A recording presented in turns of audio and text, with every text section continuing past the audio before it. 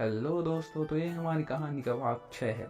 अगर आप लोगों ने इस कहानी के पिछले भागों को नहीं देखा है तो जाकर देख लीजिएगा। तो चलिए कहानी के इस भाग को शुरू करते हैं। व्हाट द वो लड़की गुस्से से बोलते हुए उस शख्स की तरफ देखती है, लेकिन उस पर नजर पड़ते ही उसकी बात अधूरी रह जाती है और वो एक टक उसे देखने लगती है। वो शख्स उसे सीधा खड़ा करके देखकर चला कीजिए मिस, एक खूबसूरत लड़कियों को ऐसे लड़कों से टकराकर बाहों में गिरना रिस्की हो सकता है। वो इतना बोल वहां से आगे बढ़ जाता है। 2-3 लोग उसके पीछे चल पड़े। वो लड़की उसे ही देख रही थी। वो शख्स एक बार मुड़कर देखता है। Wow, what a personality killer. वो अब तक उसे देखती रहती है जब तक वो उसकी आंखों से ओझल नहीं हो जाता।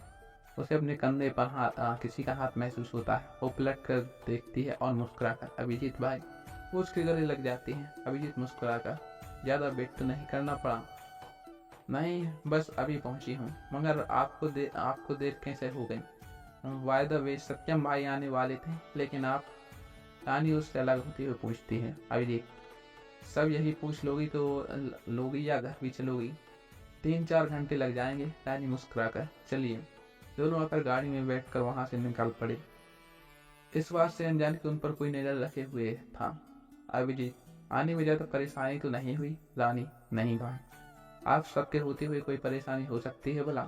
सच में, सच में भाई, आप सब ने जो मेरे लिए किया है मैं कभी नहीं भूल सकती।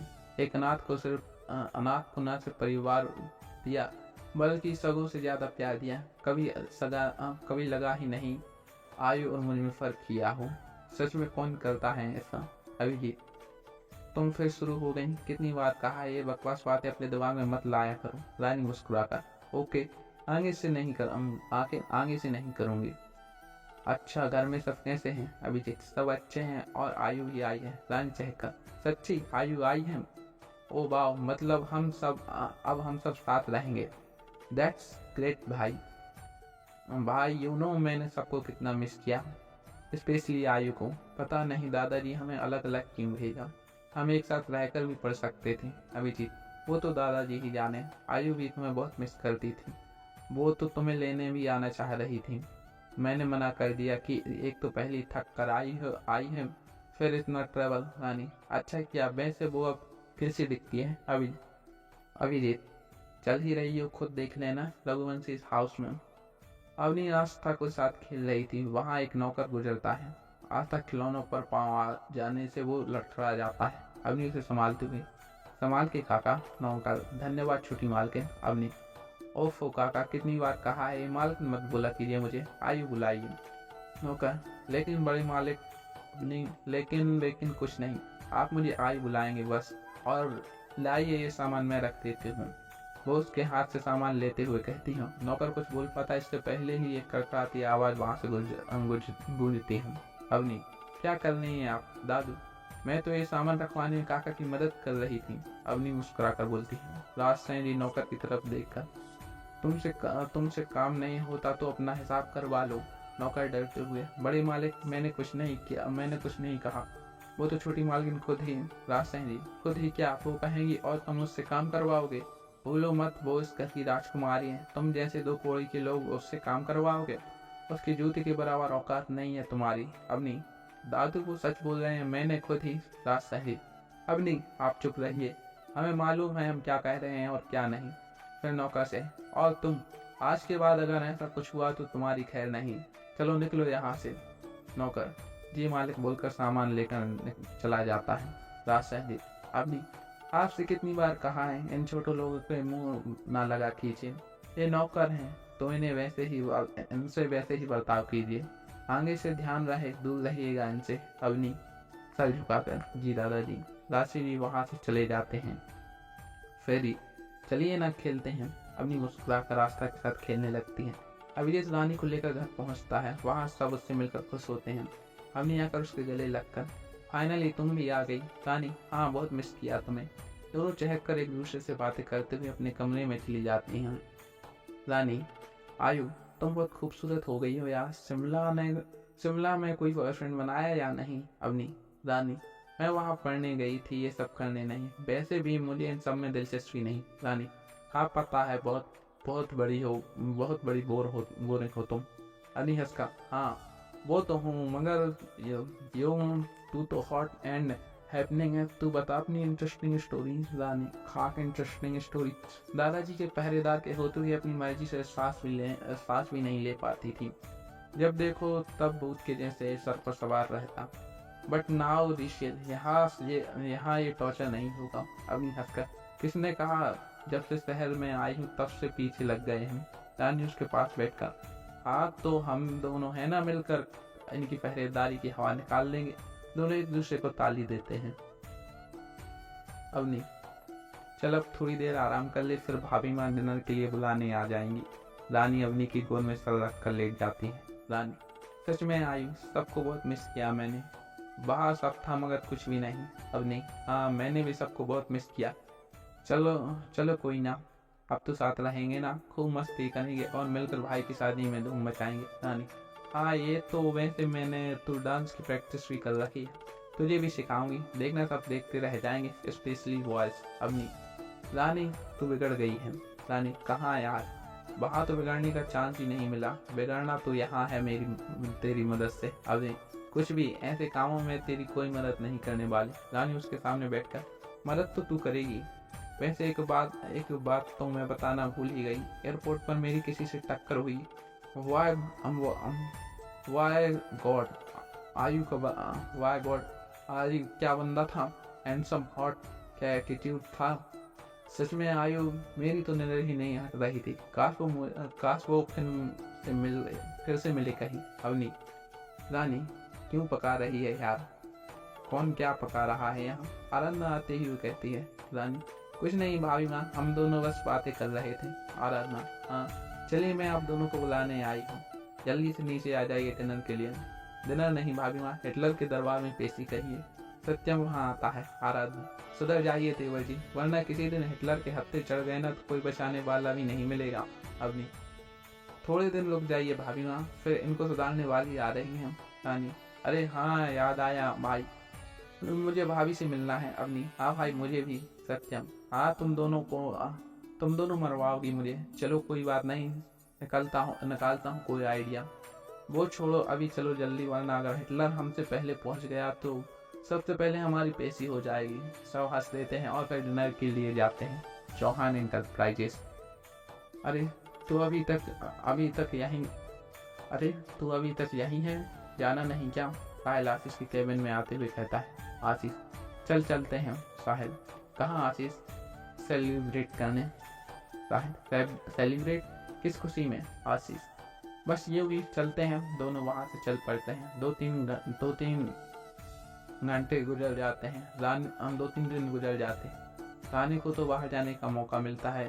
जगत राज सिंह जी के कहने पर वो आदर्श के साथ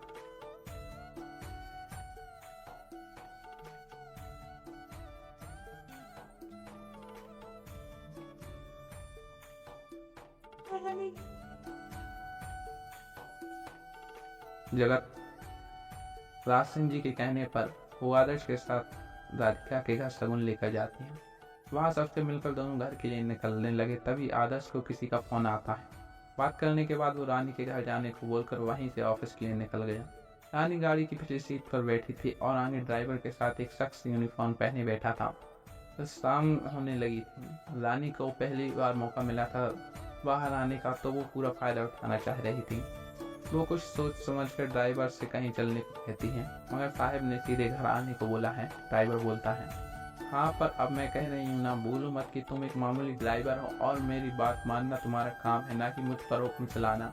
अपनी नौकरी प्यारी हो तो जैसा कहा वैसा करो। रानी दौड़ से मारते हुए बोली। ड्राइवर, जी। इतना बोलकर वो रानी की बताई जगह के लिए गाड़ी घुमा देता है। रानी खुश हो जाती है। गाड़ी एक मॉल के बाहर रुकती है। रानी उतरकर अंदर जाती है। बॉडीगार्ड भी उसके पीछे जाता है, मगर वो किसी तरह से उसे चकमा देकर चुपके से बाहर निकल आई और छिपते छिपाते सड़क पर पहुंच टैक्सी देखती है। तभी एक बड़ी सी गाड़ी उसके सामने आकर रुकती है। रानी चौंक कर उसे देखती है। पिछली सीट के कांच नीचे होता है और अंदर से एक आवाज आती है, लिफ्ट। रानी चौंक कर उसे देखती है। पीछे बैठे शख्स को देखते ही उसकी आंखें फैल जाती हैं। रानी गाड़ी में बैठे शख्स को देखकर हैरान हो जाती है, उसकी आंखें बड़ी हो जाती हैं। आप यहाँ? रानी हैरानी से बोली। जी, वैसे खूबसूरत लड़कियों को इस तरह अकेले सड़क पर नहीं रहना चाहिए, रिस्की होता है, वो शख्स बोलता है। रानी, आपको बहुत चिंता है खूबसूरत लड़कियों की, लेकिन कई बार उन्हीं खूबसूरत लड़कियों के साथ फ्लर्टिंग भी रिस्की हो सकती है। वो शख्स मुस्कुराकर, बात तो सही कही आपने। बाय द वे, ये लिफ्ट चाहिए क्या? मुझे खुशी होगी आपको मंजिल तक पहुंचाकर। रानी, मंजिल तक किसे जाना है? हम तो बस यहाँ रास्ते का मजा उठाना है। वो शख्स, बहुत बढ़िया, तो आप आ रही हैं या मैं जाऊं? रानी, आ रही हूँ, दरवाजा तो खोलिए। वो दरवाजा खोलता है तो रानी उसके साथ बैठ जाती है। ड्राइवर गाड़ी आगे बढ़ा देता है। रानी, आपकी गाड़ी बहुत अच्छी है। वो शख्स, कुछ खास अच्छी नहीं, मगर आपके बैठने से खास हो गई। रानी, हाँ, बातें तो अच्छी कर लेते हैं आप। तो मुस्कुरा देती है। रानी मन में, हाय क्या कातिल मुस्कान है। वो शख्स, कुछ कहा आपने? रानी, मैं ये कह रही थी कि दुनिया सच में कितनी छोटी है ना। मुझे लगा नहीं था कि आपसे दोबारा मुलाकात इतनी जल्दी होगी, मगर मुझे मालूम था आपके रास्ते से कहीं तो मुझे टकराना ही था। रानी, क्या मतलब? वो शख्स, मतलब ऐसा हो सकता है कि दो अजनबी मुसाफिरों की मंजिल एक हो। रानी, हो सकता है। वैसे कहाँ जाना है आपको? रानी, बस यूं ही घूमने निकली थी। दरअसल क्या है ना, मेरे घर वाले मुझे अकेले कहीं जाने नहीं देते, हमेशा एक बॉडीगार्ड साथ लगा देते हैं। आज उसे चकमा देकर निकल आई हूँ ताकि दो पल आज़ादी से जी सकूं। ओह, ऐसी बात है, मैं कुछ हेल्प कर सकता हूँ? I mean, आपको कंपनी दे सकता हूँ अगर आप चाहें। रानी, वाई नॉट। आपको कोई ऐसी जगह पता है जहाँ जाने में मजा ही आ जाए? जी बिल्कुल। तभी रानी का फोन रिंग करता है, वो नंबर फोन पिक करती है। अवनी, कहाँ है तू? अभी तक आई क्यों नहीं? भाई का फोन आया था मुझे। रानी अवनी का कब बताती है। अवनी, तू पागल है क्या? अगर दादू को पता चला तो तेरी खैर नहीं। रानी, डार्लिंग तू संभाल लेना प्लीज यार, कितनी मुश्किल से तो मौका मिला है। अवनी, नो बे, तुम्हारे लिए मैं सबसे झूठ नहीं बोलने वाली। रानी, प्लीज यार। अच्छा चलो एक डील करते हैं, नेक्स्ट टाइम मैं तेरी हेल्प करूंगी। Avani, oh really? तुम्हें लगता है मुझे तेरी मदद की जरूरत पड़ने वाली है? चुपचाप अभी के अभी घर लौट, वरना मैं खुद आकर दादू को सब बता दूंगी। रानी, प्लीज आयु मेरे लिए बस एक बार। अवनी, ओके फाइन, आखिरी बार, लेकिन जल्दी आना। रानी, ओके, लव यू डियर। वो फोन काट देती है। उनकी गाड़ी एक डिस्को बार के बाहर रुकती है। वो शख्स, आइए रानी आइए। रानी उसके साथ अंदर चली जाती है। रघुवंशी हाउस, सब डिनर के लिए जमा होते हैं। उसी समय रानी, ड्राइवर और बॉडीगार्ड घर आते हैं। वो नौकर के हाथ संदेशा अंदर भिजवाते हैं। नौकर अंदर आकर राज सिंह को बताता है। वो उठने लगते हैं। पिताजी आप खाने पर से ऐसे क्यों उठ रहे हैं?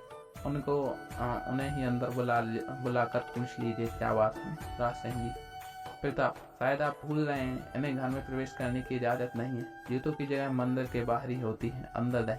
पिताजी चुप हो जाते हैं। राज सिंह जी उठकर बाहर आते हैं तो बाकी सब खाने से उठकर उनके पीछे जाते हैं। ड्राइवर और बॉडीगार्ड उन्हें रानी के ना मिलने की खबर देते हैं। यहीं पर हमारी इस कहानी के बात का अंत होता है। अगर आप लोगों को हमारी कहानी अच्छी लग रही हो तो वीडियो को लाइक करके चैनल को सब्सक्राइब कर दीजिएगा। मिलते हैं नेक्स्ट वीडियो में।